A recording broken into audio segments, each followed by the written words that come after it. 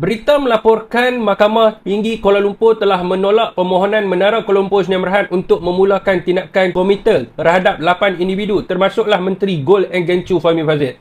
Keputusan ini dibuat kerana mahkamah berpendapat bahawa pertikaian konsesi Menara Kuala Lumpur boleh diselesaikan melalui tuntutan asal yang masih berjalan terhadap kerajaan Malaysia, iaitu tuntutan 1 bilion ringgit ataupun 1,000 juta ringgit. Dan ia juga selaras dengan penolakan injasi sementara oleh mahkamah sebelum ini. Saudara, saya difahamkan pihak Menara Kuala Lumpur Sdn Bhd akan merayu keputusan ini di Mahkamah Rayuan kerana terdapat bukti jelas pengambil alihan Menara Kuala Lumpur bertarikh 17 April 2025 oleh Kementerian Komunikasi dan Lim Siong Hai dilakukan secara paksaan dan tidak melalui proses mahkamah yang sah.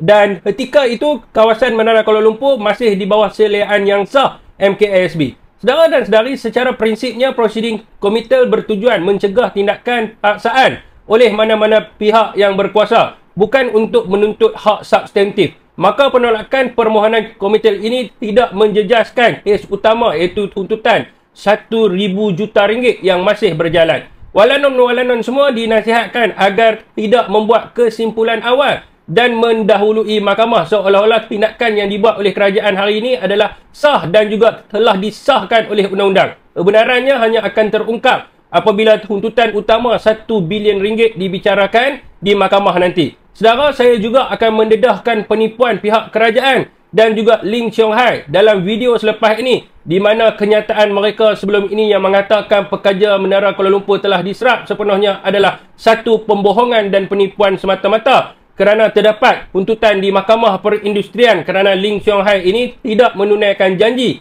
untuk mengambil semua pekerja Melayu di Menara Kuala Lumpur sebelum ini. Apakah reaksi rakyat Malaysia?